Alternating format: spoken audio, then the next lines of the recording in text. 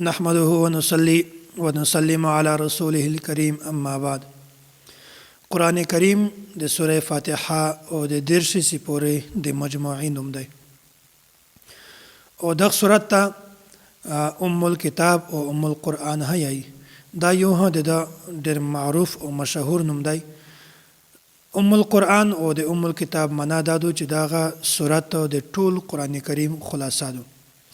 دا ویل ورته یي ځکه چې په قرآن کریم کې په تفصیل سره چې کوم مضامین بیان شوي دي هغه شپږ دي. یو دی توحید، رسالت، قیامت، احکام، د منلو او د نه منلو. دغه شپږ قسمه مضامین په قرآن کریم کې په تفصیل سره بیان شوي دي او سوره فاتحه کې دغه شپږ سره مضامین بیان شوي دي.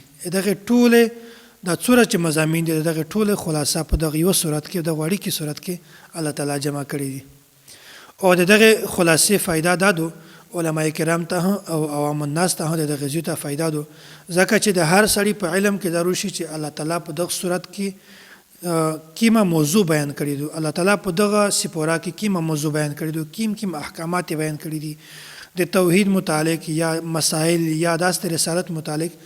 دغه معلومات عالم ته هم پچاردو چې دا وشي او غیر عالم ته هم پچاردو چې دغه ټول معلومات یې انسان ته وشي چې الله تعالی په داسې پورا کې وسکیم احکامات بیان کړی دي. او دا ان شاء الله په تفصیل سره دغه د کلیپ په ذریعہ باندې دا ټول ان شاء الله تاسو مختر ورسیږي د ټول قران کریم خلاصه. او په دغه صورت کې هم الله تعالی د ټول قران کریم خلاصه بیان کړی دی. الحمد لله رب العالمین الرحمن الرحیم په دا کې توحید بیان شوی دی. مالک یوم الدین په دا کې قیامت بیان شوی دی. ایاک نعبد و ایاک نستعین په دا کې احکامات بیان شوی دي او داسې صراط الذین انعمت علیهم په دا کې دوه شیونه بیان شوي دي. یو د رسالت او بل د هغه خلک چې هغه مانین کړي. غیر المغضوب علیهم ولا الضالین په دا کې د یغه خلک تذکرہ بیان شوی دی چې هغه مانین کې نه دي. نو کیم تفصیل چې په قران کریم کې بیان شوی دی د یو ټول تفصیل خلاصه دا سوره فاتحه ده.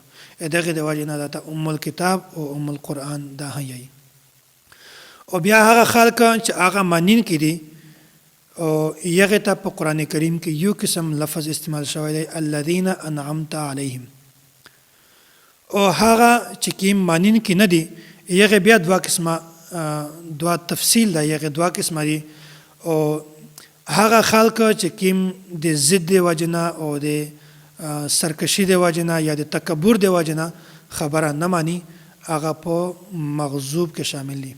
الله تعالی دوا قسمه لفظ استعمال کړی دي، یو د مغضوب یو د زوال.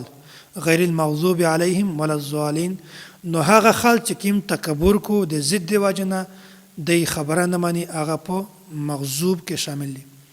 او هغه خلک چې کیم ضد نه کو تکبر نه کو بلکې د لا علمي د وجنه یا د جهالت د وجنه د خبره نه مانی هغه په زوال کې شامل دي. د مغضوب نه مراد لکه يهود او د زوال نه مراد لکه نصارا. دغه د انده تفصیل الله تعالی په سوره فاتحه کې بیان کړی دی.